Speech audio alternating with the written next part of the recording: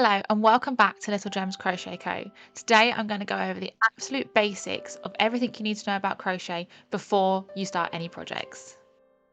First of all, not all yarn was created equal. You will need either different types of yarn, so either wool or cotton, and different thicknesses of yarn depending on the type of project you are doing. A lot of the time, if you're following a pattern or something online, it will instruct you on the type of yarn best suited for that project.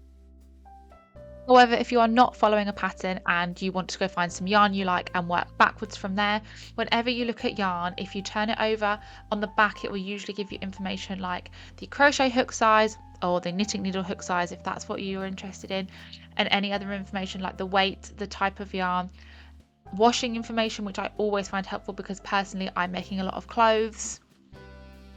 If you aren't following a pattern, the little grid you can see there, which is known as the gauge, is very important as it will tell you how many stitches and how many rows you will need to create, usually a 4" by 4" square, and that can really help with sizing up any items of clothing or any sort of projects you're trying to make.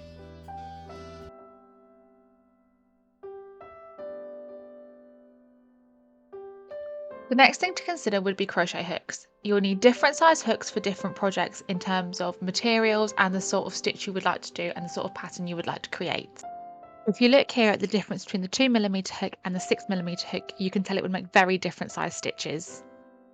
I've also opted for these hooks which have these soft grippy handles as I find them a lot easier to work with. However, if you're only starting out, you don't need to splash out on more expensive hooks. Any normal one will do. As you can see on them, they all have their size listed on them. This is pretty standard for hooks. However, I believe some hooks do have A, B, C, D, etc.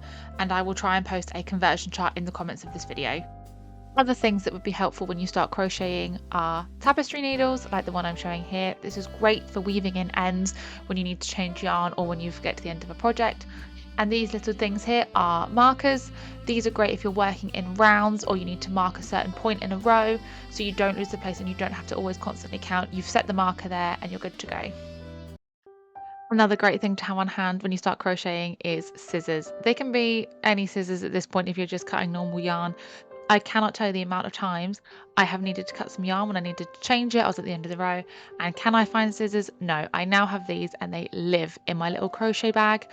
Also in that bag is a tape measure. If you are doing any sort of clothes or bag accessory, these are so handy to have just to check you're getting the sizing correct. Finally, the last thing to consider would be the terminology when reading written instructions.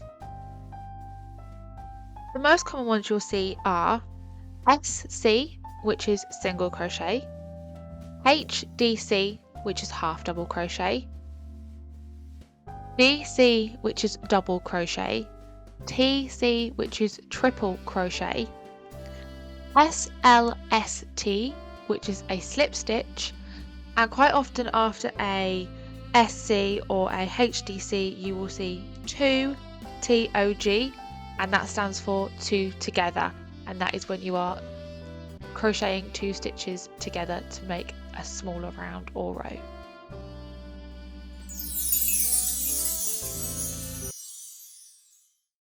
I hope you found this video helpful. If you've got any questions, please leave a comment below.